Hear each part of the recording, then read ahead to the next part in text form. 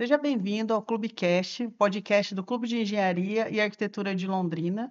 Hoje convidei o professor Ricardo Petri, que é o nosso parceiro aí, né, do podcast de hoje, para falar sobre inteligência artificial. Eu sei que vocês pedem muito para a gente esse assunto, Ricardo. As pessoas têm muitas dúvidas, né? A gente já fez alguns eventos aqui e parece que sempre falta, o assunto é muito vasto, né? Então, obrigado pela sua participação, obrigado por ter aceitado o nosso convite. Olá, Carol, eu que agradeço pelo espaço, pela oportunidade. E eu também acho muito importante, né, se eu puder colaborar um pouquinho, né, dessa questão sobre a inteligência artificial, desmistificar um pouquinho, é sempre muito importante, porque por mais que eu seja da área da computação, a gente vê que a inteligência artificial está em todas as áreas. Então, É, é muito importante esse debate. então, na verdade, o que a gente gostaria realmente é isso, né? Porque quais os atributos que a gente que a gente precisa ter para começar a utilizar, né? Mas eu queria conhecer mais você, saber sobre a sua formação, né? Ou como que você chegou, né, a ser um estudioso da inteligência artificial e debater tanto sobre ela. Perfeito. Bom, então, eu acho que desde antes de eu escolher, né, meu curso superior, eu sempre tive vontade de ser professor. Então, eu sempre falava, bom, independente da área, eu quero ser professor. Eu sempre tive também ali um espelho de casa. Meu pai é professor, sempre gostei ali da rotina que ele tinha e também eu vejo que eu acho que é um dom, né? Você poder passar o conhecimento para outra pessoa e eu vejo que o professor ele se sente ainda mais realizado quando ele consegue atingir esse objetivo. E aí acabou que eu fui fazendo por eliminação, né, cursos da área de exatas, porque eu já tinha essa aproximação, e computação sempre foi algo que eu nunca descartei. Então comecei minha graduação em 2012 em ciência da computação pela Universidade Estadual de Londrina, e durante o curso foi muito legal para mim, assim, porque eu vi que computação a gente consegue expandir para qualquer área, tem muitas possibilidades. E o engraçado é que durante a graduação, meu contato com inteligência artificial foi bem pequeno. Tanto que, após a minha conclusão da graduação, eu segui para o meu mestrado em computação gráfica, né, que é um dos ramos da ciência da computação. E somente no doutorado, né, depois que eu concluí o meu mestrado, após 2 anos também que eu atuei um pouquinho no mercado como desenvolvedor, eu voltei, né, para o setor acadêmico. E aí, somente no doutorado, eu comecei a ter esse contato com inteligência artificial. E, inclusive, o meu doutorado foi na área de engenharia elétrica, porém toda a minha pesquisa foi conduzida, focada, né, em inteligência artificial. Então foi onde realmente eu comecei a me apaixonar cada vez mais por essa área e a gente brinca, né, principalmente quem vive mais esse cenário da inteligência artificial, que a gente não pode dizer que nós somos especialistas na área de inteligência artificial, porque ela é muito dinâmica, é muita coisa acontecendo a todo tempo, então podemos dizer que nós somos entusiastas. Interessante saber, né? E assim, a pergunta principal, inicial, né? O que é a inteligência artificial, né? Já que você vem assim estudando diariamente sobre isso, né? Como que a gente poderia começar esse assunto, né? O que é essa inteligência artificial? Perfeito, então vamos lá. A gente comenta também que pode não parecer, mas a inteligência artificial ela tem muitos pés ali na filosofia. Então, antes de a gente definir o que é inteligência artificial, a gente teria que falar o que é inteligência. E aí já começa a subjetividade, porque inteligência, para mim, é algo diferente do que você julga ser inteligência. Então, já tem essa dificuldade em centralizar um contexto único. Mas, depois, né, de muitas discussões, inclusive teve todo um cenário, né, para a inteligência artificial realmente se tornar uma ciência, a gente entende que é a capacidade de eu reproduzir uma atividade, um comportamento humano de forma artificial, normalmente para eu resolver alguma tarefa de uma maneira autônoma. Ou seja, trazer alguma facilidade, né? Então, é algo do ser humano, né, buscar ferramentas para resolver problemas, e a inteligência artificial é exatamente eu tornar isso possível. E aí, basicamente, a gente tem esse conceito um pouco mais entendível como um facilitador pelo ser humano. Então, realmente, essa capacidade de reproduzir uma atividade que o humano poderia fazer de uma maneira ainda mais aprimorada. Ah, Então, a gente pode pode, seguir pode ser, desse ponto. seria essa a definição inicial, né? Isso. E é algo novo, é algo que surgiu, né? Porque assim, hoje a gente fala de inúmeros vídeos e pessoas ensinando a gente a fazer várias coisas, mas assim, ela é algo novo, é algo de 2, 3 anos ou tem Uhum. mais tempo? É, eu creio que hoje, né, a mídia, a forma que está explícito, parece ser algo novo, mas inteligência artificial, o termo em si, ele já também não é tão novo. Então, ele foi ali basicamente criado a partir de uma conferência em 1956, onde vários pesquisadores, né, entusiastas da área, realmente se reuniram para centralizar, né, esse conhecimento, e aí que ela se tornou ciência. Então, o termo inteligência artificial é de 1956, mas discussões sobre isso que a gente comentou anteriormente, o que que é inteligência, o que que é reproduzir uma tarefa de uma maneira automatizada, isso é desde a Grécia Antiga. Então, desde os filósofos lá, eles pensavam, como que eu consigo entender por exemplo, a inteligência do humano? Como que eu consigo reproduzir ela? E também, por exemplo, no século XV, XVI, a gente tinha matemáticos que tentavam representar o pensamento por meio de formulações. Sim. Então, é algo muito mais antigo, só que hoje, como nós temos aplicações, né, algo palpável, a gente pensa que a inteligência artificial é um conceito não tão antigo assim. Entendi. E assim, a gente percebe muito, as pessoas falam assim, eu quero saber usar a Uhum. inteligência artificial, mas eu preciso ensiná-la, né? Que eu acredito que seja esse conceito de machine learning, né? Isso, perfeito. Então, esse conceito de você ensinar a IA a trabalhar para você também é complexo. Eu uma vez eu escutei um aluno falando assim, professora, eu podia até pedir para o ChatGPT fazer isso para mim, mas eu não sei fazer a pergunta. Né, então, como trabalhar com ela dessa forma, né? Perfeito. Então, aqui tem dois paralelos, né? A ideia do ChatGPT, ele já é um modelo de aprendizado de máquina super aprimorado. Então, eu vou deixar ele um pouquinho mais para frente para a gente comentar sobre isso. Uhum. Então, voltando um pouco, o que que é o aprendizado de máquinas? Eu sempre uso analogia, inclusive, com os meus alunos. Pensa que é você explicar alguma coisa para uma criança que nunca passou por aquela experiência. Às vezes, vamos supor que ela vai brincar num parquinho, e ali tem algumas pedrinhas, os pais ou quem tiver com ela vai falar, olha, não pisa ali que você vai se machucar. Se a criança nunca viu uma pedra, não sabe o que que é uma pedra, às vezes ela vai usar isso até como um desafio, falar, deixa eu ver o que que vai acontecer. Então, a primeira vez ela vai lá, vai pisar, ela vai se machucar, mas ainda assim pode ser que ela não associe que aquilo foi porque ela estava descalça e porque ela pisou na pedrinha. Então, pode ser que em algum outro momento, em um outro local, ela passou pela mesma experiência e ela machucou o pé porque ela estava descalça e pisou numa pedrinha. Então, o que está acontecendo? Por meio de experiências, a criança ela vai criando um cenário, né? Ela vai criando também uma relação de padrões que ela percebe, bom, eu já não vou fazer mais isso da próxima vez porque não é legal. E a mesma coisa acontece quando a gente fala que a gente está ensinando a máquina. Porque a máquina, para ela aprender, ela vai precisar de contextos, ela vai precisar de experiências. E aí é onde a gente fala da importância da gente ter uma grande quantidade de dados. Porque a partir daí ela vai conseguir filtrar esses dados e às vezes ela vai conseguir fazer relações que nós humanos talvez conseguiríamos, mas levaríamos mais tempo. Então ela consegue fazer uma associação mais facilitada, né, até mesmo de ligações que seriam improváveis a princípio, e ela começa a entender que em qualquer momento que acontecer um padrão semelhante àquele que ela já trouxe como uma sabedoria, ela vai conseguir replicar ou dar uma resposta favorável. Então, basicamente, ela também vai conseguir ter respostas mais adequadas conforme as experiências que ela teve. E aí abre margem também. Se eu tenho experiências, dados que não são bons, né, que são ali imprecisos e tudo mais, ela também vai trazer respostas não satisfatórias. Então, tudo depende também da qualidade dos meus dados. E isso vale também com analogia com a criança. Se eu, infelizmente, passar ali um comando para ela, né, alguma instrução que não seja benéfica, infelizmente ela também vai ter um resultado ruim. Então, eu acho que essa analogia, né, de ensinar uma criança é exatamente a ideia do computador. Só que ele vai se aperfeiçoando muito mais rápido. E é Uhum. claro que também não é uma criação desenfreada. Não é que em algum momento ela vai assumir o controle de tudo e vai fazer coisas que o humano não estava preparado. Então, acho que isso é até uma conversa para a gente dar seguimento depois, mas é tudo num âmbito controlado. Agora, voltando para o ChatGPT, né? E como que o ChatGPT, às vezes eu coloco uma coisa tão ali diária, né? Por exemplo, como que eu poderia fazer um relatório na minha empresa sobre as movimentações dos últimos meses, de uma maneira adequada. Então, assim, tudo vai depender da forma que eu estou conversando com ela, porque ela também foi treinada com várias experiências, só que ali ela tem uma imensidão muito maior de dados e ela passou por refinos muito maiores. Então, tiveram especialistas que estão garantindo que nenhuma informação que seja gerada ali seja uso de forma prejudicial, que ela não ultrapasse limites, né, de, Uhum. por exemplo, sugerir informações também prejudiciais. Uhum. Então, é um refino muito maior.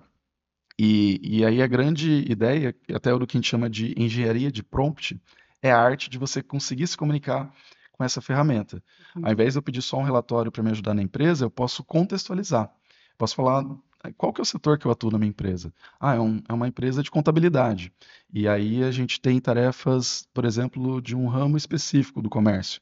Então eu posso pedir, inclusive, para ela atuar como um especialista daquela área. E ela me dá dicas de como eu poder fazer um relatório bem construído.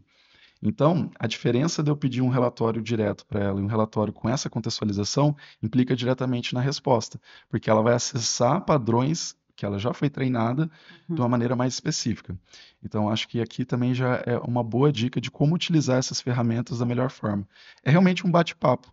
Então, imagina ali, você está conversando com uma pessoa que você mal conheceu.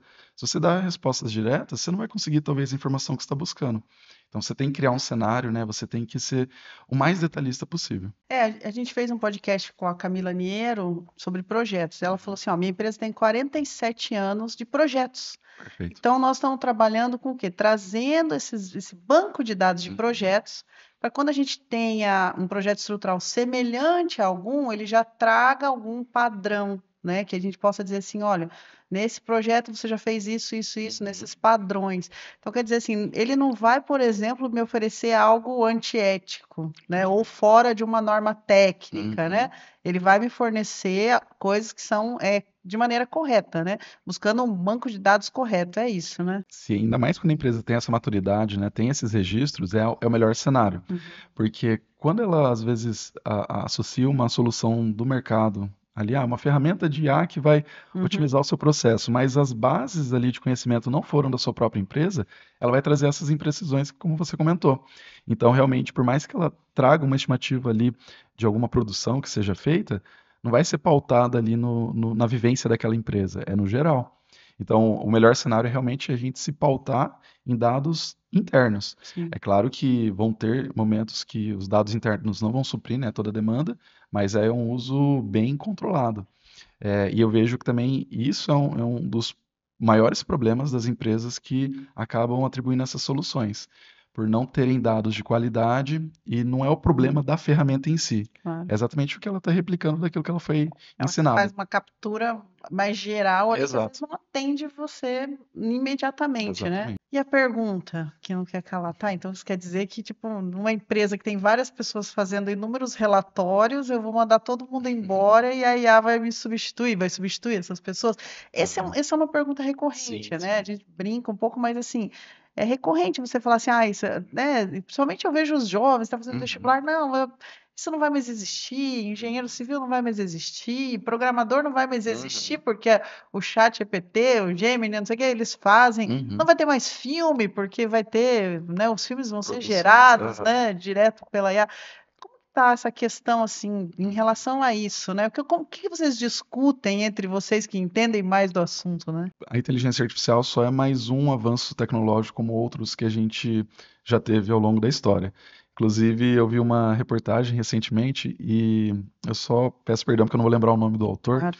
mas ele fez uma analogia muito boa. Ele falou: assim como a calculadora não acabou com os matemáticos, a inteligência artificial também não vai acabar, por exemplo, com os especialistas na área da computação ou nas áreas que utilizam dessa ferramenta.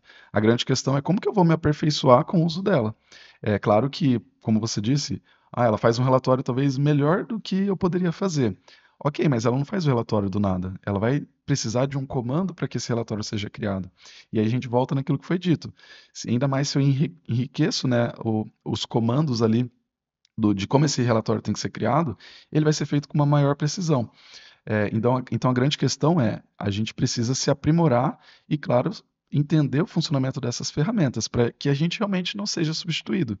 Porque se você é apenas um replicador, né, de uma entrada, né, que é o que a gente fala, de passar um conhecimento ali para essa ferramenta, para ela te dar um retorno, aí pode ser que às vezes seu gestor fale, bom, eu consigo fazer isso que o meu funcionário está fazendo. Uhum.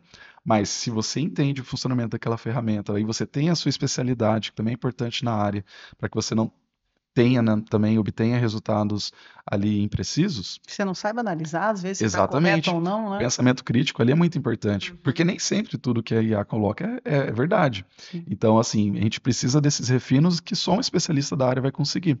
Então, eu vejo que é uma grande oportunidade, na verdade, não é uma. Eu sei que gera medo, mas eu vejo que é uma oportunidade, porque você consegue potencializar ainda mais as suas habilidades e o destaque acaba sendo maior. Então, até mesmo porque existem muitas ferramentas que saem diariamente, não tem como a gente acompanhar todas elas, mas se eu entendo a base de funcionamento delas, eu vou conseguir navegar sem nenhum problema. Então eu vejo que é mais uma oportunidade ao invés de um medo. Na nossa área, inclusive, eu digo na computação, né, talvez isso pode até parecer de uma maneira potencializada, a questão de programação.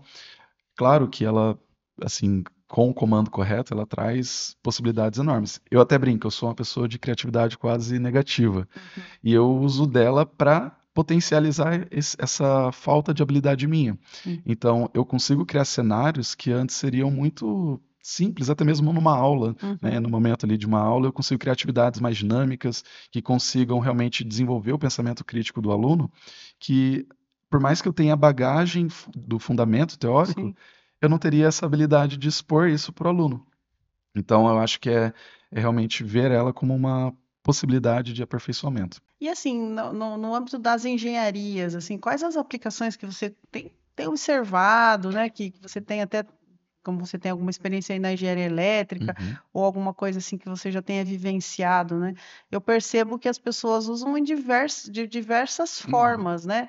Para preparar apresentações melhores, relatórios melhores, criar vídeos mais Hum, interessantes, né? Mas assim, alguma aplicação prática, alguma coisa que você pudesse mostrar para a gente, apresentar para a gente. perfeito.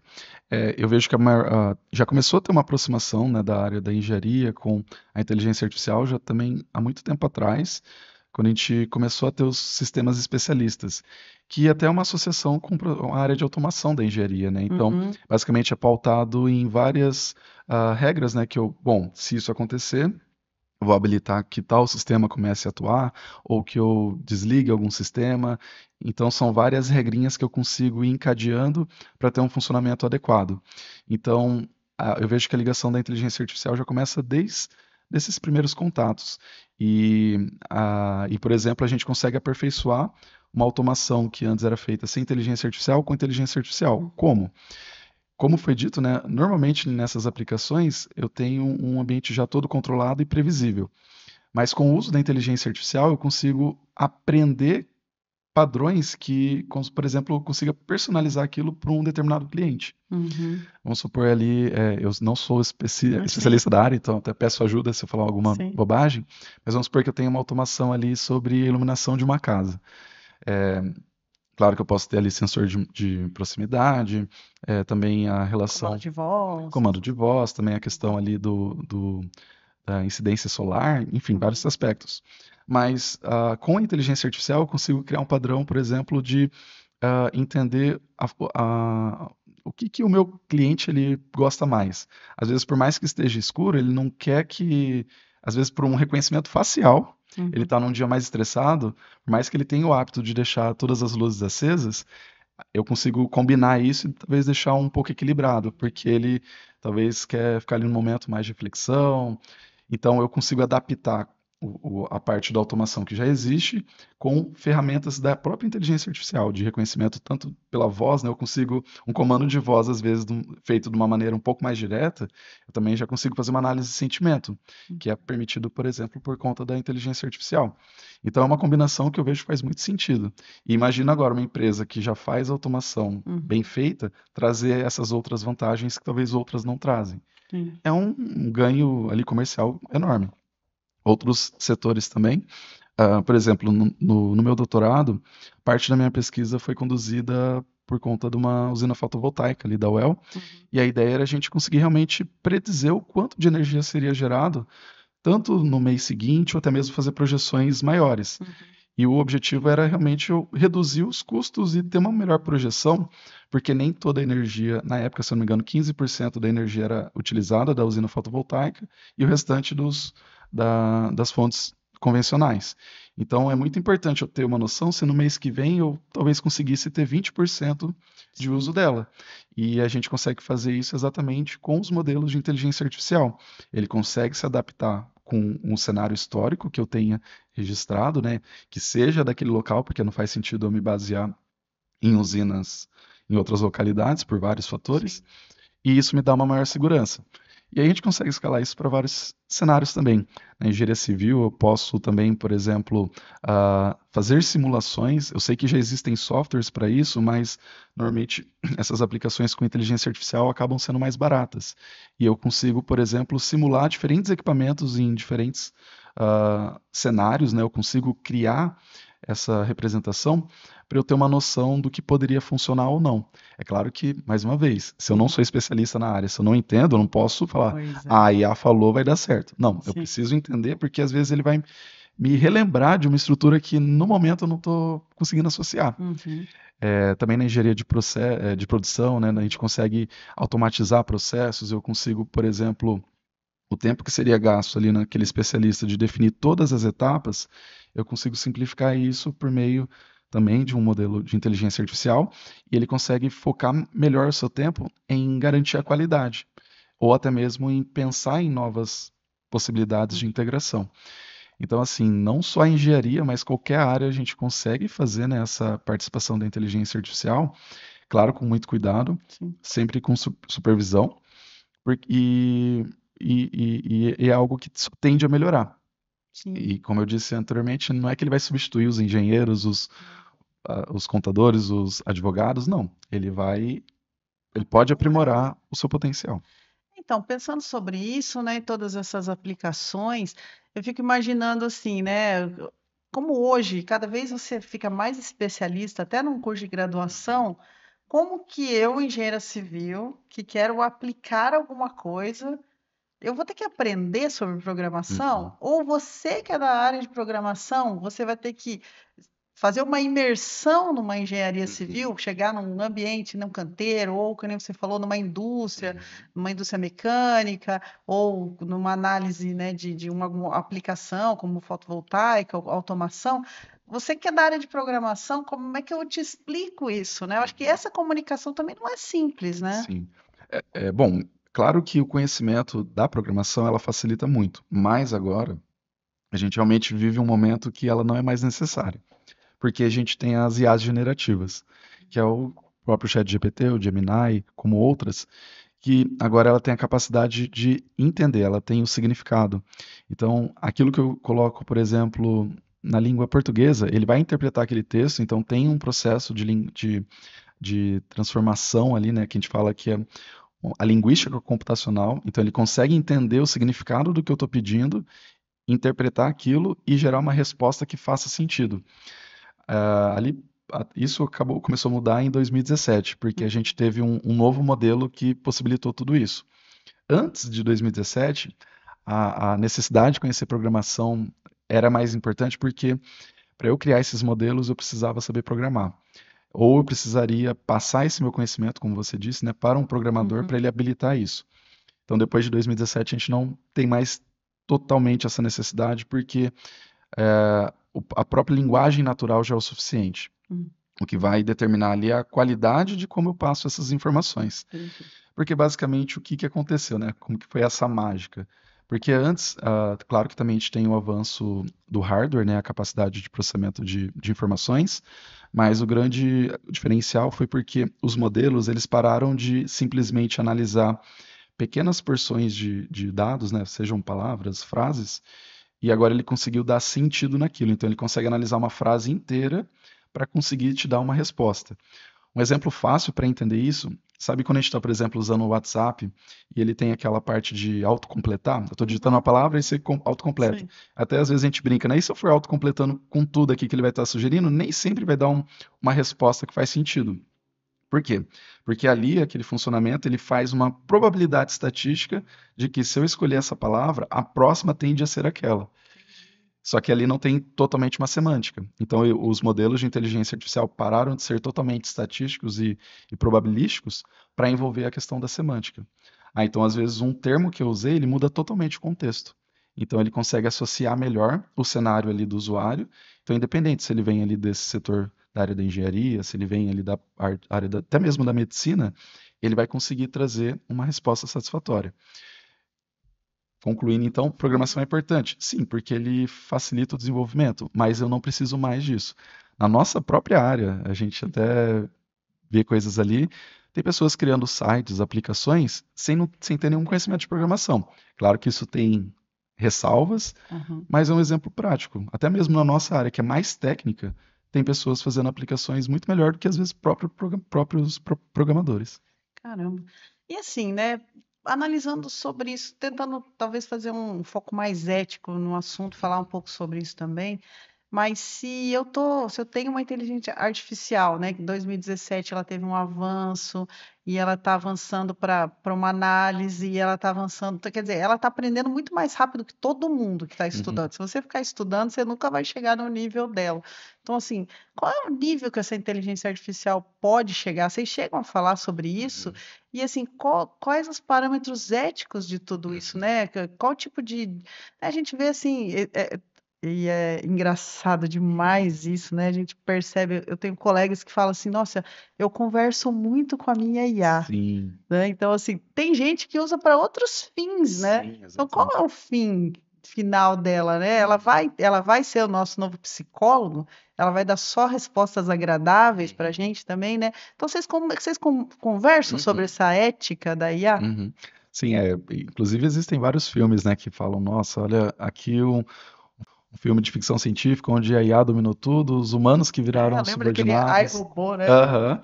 Bom, claro que é uma discussão muito presente, né, principalmente quem é da área, mas eu vejo que, principalmente na minha opinião, é algo que é muito difícil de acontecer porque sempre vai ter o especialista por trás. Então ele sempre vai estar pautando ali o crescimento dela. É claro que ela sempre vai se aperfeiçoar. Se eu tenho dados, quanto mais dados de qualidade eu tiver, melhor isso vai ser permitido. Só tem um gancho também, esse montante de dados também é graças a boa parte da engenharia, né? Uhum. Com sensores com a internet das coisas e tudo mais. Então, o grande boom também do aperfeiçoamento dessas respostas é graças à engenharia.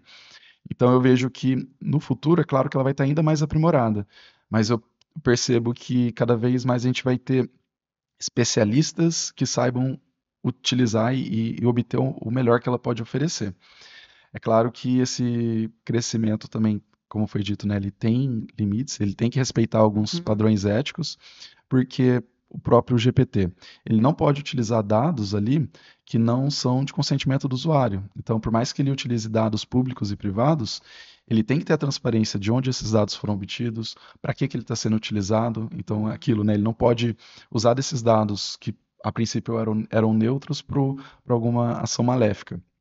Então, isso é tudo responsabilidade do desenvolvedor, né, da Uhum. equipe que está por trás dela. Então, existe realmente esse cenário, e é importante que o usuário busque saber se a ferramenta que ele está utilizando é pautada por meio dessas regulações. Sim, sim. Porque um problema também daquilo que eu comentei um pouquinho atrás, né, de talvez pessoas que não são especialistas da área criando soluções com IA, às vezes ele não está preocupado com isso. Ele Sim. está mais preocupado ali com a renda que ele vai ter por meio dessas aplicações. E normalmente quando a gente tem essas aplicações que é uma caixinha, né, que funciona para várias empresas, provavelmente ali eu estou usando dados que não necessariamente foram coletados da maneira adequada. E Entendi. aí isso vai causar imprecisão, fora também muitas questões éticas, sociais, discriminatórias. Então, às vezes eu também estou analisando dados que não refletem a sociedade naquele país, naquela região. Então, isso também é um grande problema, que a área, inclusive do direito, ela tem uma atuação muito forte, né? E precisa ter para que não seja um crescimento desenfreado. É, então, assim, eu vejo que existem barreiras são barreiras importantes para a própria ferramenta, porque ela tem que se blindar. Então, o GPT a gente acaba falando mais porque eu creio que é o Sim. mais Mais usual, né? conhecido, Mais conhecido. e ele nem sempre foi da forma que ele era hoje. No início, ele tinha várias vulnerabilidades. Tinham pessoas que conseguiam ali, até mesmo por engenharia social, né, ou Uhum. até mesmo fazendo perguntas não com intenções tão claras, ele conseguia obter respostas que não deveriam. Uhum. Mas ele vai se blindando e ele vai conseguindo, por exemplo, identificar palavras-chave que ele sabe, opa, a partir daqui eu não posso mais seguir. Discriminatórias ou algo do gênero. Exatamente, ou que pode prejudicar, né, integridade física de uma pessoa e tudo mais. Sim. Por exemplo, chatbots, né, também, é muito comum em comércios, né, Sim. e-commerces e tudo mais. Tem várias notícias, não sei se você já acabou vendo alguma delas, milionárias de, por exemplo, pessoas conseguindo comprar carros em concessionárias por $1, porque ela conseguiu, por meio dessa conversa com um chat, né, um agente ali inteligente, conseguiu uma vulnerabilidade e ele vendeu um carro para ele por $1. Problemas em companhias aéreas que também fizeram voos sem passageiros, porque também encontraram essas vulnerabilidades. E por que que isso acontece? É porque a IA não funciona? Não, é porque ela foi construída com dados que não eram de qualidades ou ela não tinha limites que usuários mais experientes conseguiram Entendi. explorar isso. Interessante. Então, com certeza, por isso que eu falo, é claro que é interesse da ferramenta, mas o usuário também tem que se preocupar com isso. Cuidado com propostas, né, muito inovadoras que, por mais que sejam facilitadores para o seu dia a dia, é importante você saber como que aquela ferramenta foi construída. E para finalizar, eu acho também uma área de pesquisa da inteligência artificial que está com um crescimento muito grande é o XAI, que a gente chama, que é a inteligência artificial explicada. Então, agora, por mais que eu tenha ótimas respostas, ótimos resultados, eu tenho que entender como que aquela resposta foi gerada. Ela não pode ser mais uma caixa preta que era até Então ela então. vem essa informação junto com a resposta. Isso foi Isso, retirado de tal, exatamente. tal. Se foram dados coletados com consentimento do usuário, como que ele fez essa associação, se é algo verídico ou não. Então a gente fala que não é mais uma caixa preta, que eram os modelos de deep learning, né, que é aprendizado profundo. Porque a gente fala que daí a gente tem aplicações que ficam rodando, por exemplo, rodando, eu digo, executando, né, até chegar numa resposta. Então ela fica ali em execução semanas, meses, para chegar no resultado e para a gente falar, bom, entendi como que esse resultado foi gerado. Mas, entendi. Exato. Fala assim, vamos fazer uma imagem, né? Vamos fazer uma imagem que nem estava bem na moda. Vamos fazer uma imagem de desenho animado. Não, eu não vou colocar minha foto, Uhum. porque eu não sei como vai ser usada a minha foto. Uhum. Não, eu não vou colocar os dados da minha empresa, porque eu não sei onde vai parar. Então, esse medo também a gente não precisa ter, não dessa forma mais, né? Ou um pouco. Eu acho que ainda um pouco, porque, querendo ou não, aí que tá. Se forem ferramentas que você tem essa segurança, né, no uso dela, ok. Que nem foi comentado, né? Ah, surgiu ali um aplicativo que você consegue tirar imperfeições da imagem. Tem Uhum. um até que faz um tempinho, não sei se você vai se lembrar, que agora tem vários similares, mas que ele conseguia projetar como que você seria daqui a alguns anos, Aí eu fiz. ou como você seria muito jovem. Então, todas essas imagens, na verdade, estavam sendo utilizadas para uma base de dados lá da Rússia, né? Teve um da China também, mas eles usavam isso para realmente fazer reconhecimento de expressão, né, de sentimento e tudo mais. E até mesmo para a questão de reconhecimento facial para segurança. Ok, foi usado para isso, mas muitos usuários não tinham esse consentimento. Até aquele momento, as leis, né, ali digitais não estavam tão aprimoradas. Então, ainda hoje é um cuidado, sempre tome cuidado em passar informações sensíveis, fotos, dados pessoais, porque não se sabe, né, ou a gente não tem total certeza da integridade daquela ferramenta. Entendi. Que nem você comentou dados para fazer relatórios ou Uhum. atividades ou aprimorar, eu tenho que procurar uma ferramenta que tem lá uma política, Isso. né, de preservação de dados e tudo mais, né? Não é um, eu fico imaginando assim, uma nuvem que você joga um monte de informação e você vai captando e não importa de onde que é, né? Eu achei interessante também quando você falou sobre ele explicar de onde veio os dados, né? Porque, por exemplo, se eu uso de maneira científica, Aham. ou para escrever, ou para, né, até para fazer uma programação. Então, assim, é importante você também entender o assunto, né? Porque, da onde que veio onde gerou, porque daí eu vou dizer assim, bom, isso está correto ou isso não está Uhum. correto. Achei muito interessante. E para a gente finalizar, que esse papo está muito legal, para falar a verdade, assim, eu aprendi muita coisa, mas assim, como você enxerga, né? Você que está ali todos os dias, né? Eu acredito que você acorda e fala, "Ai, meu Deus, apareceu uma coisa nova, eu tenho que estudar, né? Sim. Então deve ser muito corrido, né? Mas assim, Uhum. para os próximos anos, sei lá, os próximos 10 anos, como você imagina que a gente vai estar utilizando essa inteligência artificial nas engenharias, em geral, assim, como que você observa isso? A gente tem muita atividade que virou autônoma, né? Uhum. Assim, você vai no mercado 100% Uhum. autônomo, você faz algum tipo de compra, ou você tem algum equipamento que, né, vamos lá, o robozinho lá que limpa a sua casa, faz tudo, mapeia, volta para o lugar, se Uhum. autocarrega. Então, tem muitas coisas acontecendo, né? O que Uhum. que eu sei? Como que você consegue enxergar, ou nas comunidades que vocês, né, Uhum. atuam, ou estão sempre conversando, qual que é o lance do momento, né? Certo. Eu já digo assim, é humanamente impossível a gente acompanhar todas as ferramentas. Durante a nossa conversa, chuta ali, no mínimo 100 ferramentas novas foram criadas. Claro que nem todas vão ter o potencial das que já estão consolidadas. Uhum. Então, eu vejo assim, as ferramentas que já estão há um bom tempo, né, pautadas em inteligência artificial, em ferramentas que facilitam o dia a dia, eu vejo que elas têm uma grande chance de continuar, mas o que vai acontecer é cada vez uma ligação mais próxima do ser humano. Eu vejo que essa mentalidade, né, do medo, ela vai diminuir com o tempo. Eu imagino que ela não vai aumentar, né? Essa é a minha Uhum. perspectiva, até porque a gente já está tendo muita movimentação de especialização. Então, a gente percebe muito pessoas de outras áreas não da computação querendo realmente saber mais, como que eu consigo tirar proveito disso na minha área, e eu vejo que esse é o caminho. Então, é até um cenário que a gente chama de um comportamento híbrido. Então, não vai ser mais só humano, é humano com a máquina, né? Uhum. Só que é um processo sinérgico e de parceria mesmo. Então, nunca vai ser delegado somente, ou não deveria ser delegado Sim. somente para modelos de inteligência artificial, porque ela sempre atrás dela vai ter um grande especialista. E não só atrás dela, mas também moldando ela tem que ter um outro grande especialista. Então eu tenho sempre uma visão positiva. Eu vejo que a gente está ainda bem no início de tudo, que talvez o que chega mais, né, na população são essas aplicações mais de entretenimento, mas quem trabalha, né, exatamente, sejam produções científicas, no âmbito comercial, eu vejo que está chegando também nelas e eu vejo como um cenário positivo de também especialização na área. Muito bacana. Qual a dica final, assim, que você daria aí para o pessoal da engenharia, da agronomia? Qual a dica que você dá, assim, estuda, faz um curso? Como que a gente chega, assim, pelo menos não em tudo, mas como que a gente consegue chegar nesses softwares, nessa nova Uhum, tecnologia, assim? uhum. Eu penso que, por mais que hoje não seja necessária a programação, o pensamento lógico eu vejo que é fundamental, né? E todas essas áreas, boa parte das áreas que você comentou, já são coisas que o próprio profissional já possui.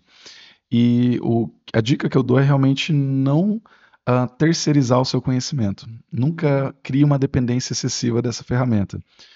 Por exemplo, eu digo isso até mesmo por conta ali do contato diário com os alunos. Uhum. Até eu estava numa reflexão recentemente, eu vejo que para os alunos nessa nova geração é complicado para eles também, porque são muitas facilidades. É. Por que não usar se é mais fácil? E eu vejo que a grande dificuldade deles é realmente ter o pensamento crítico. Mas será que isso é verdade? Porque daí talvez eles não vão ter um embasamento, eles não vão ter uma experiência diferente daquela que a ferramenta proporciona. É fácil para mim, para você, que talvez passou por uma experiência de estudar por livros, de Uhum. procurar atrás, perguntar para o professor, ficar ali noite sem dormir para conseguir resolver um exercício. Então você tem uma bagagem e hoje quando você vê uma ferramenta dessa, fala, olha que legal, é um facilitador e eu sei potencializar. Então é difícil também se colocar no lugar dessa geração mais nova, porque é difícil seguir um outro caminho, senão esse que é mais fácil. Sim. Então eu sempre falo, não dependa totalmente da ferramenta, porque senão aí sim você tem grande chance de ser substituído no mercado, ou até mesmo de não ter oportunidades. Porque um empregador não vai querer uma pessoa que só está ali digitando coisa. para uma ferramenta. Ele quer alguém que tenha uma bagagem externa. Então, procure se aprimorar, procure saber como que essas ferramentas funcionam. Que nem você comentou, a gente tem essa liberdade de realmente bater um papo com ela, você consegue perguntar para ela Oi, como ela... bom dia, tudo bem? Você está bem? Exato. Ah, estou ótimo. Ela tem, né, esse aspecto Uhum, de empatia, né? sim. Então você pode usar disso também para entender um pouquinho melhor. E a gente também, por exemplo, o próprio GPT, ele tem hoje em dia um modo de estudo, que ele não te dá a resposta direto. Então, se você pede alguma coisa para ele, ele vai te dar dicas de como chegar na resposta, mas não te dá a resposta. Então, eu vejo que é usar da maneira certa. É aquilo, é uma ferramenta. A gente pode usar qualquer outra ferramenta para o bem e para o mal, ou para o mal. Sim, É a mesma coisa mesma para coisa. ferramentas com IA.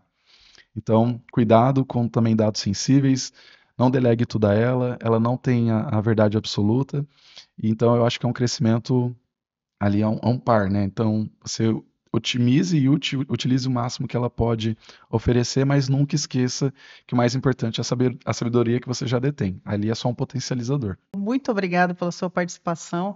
Acho que deixou bem claro muitos aspectos e, assim, desmistificou um pouco essa questão do uso da IA, né? Obrigado mesmo pela sua participação. Eu que agradeço, também gostei muito do papo e fico aí disponível em outras oportunidades. Obrigada. Bom, você acabou de assistir o Clubecast, o podcast do Clube de Engenharia e Arquitetura de Londrina, e aguarde os próximos episódios.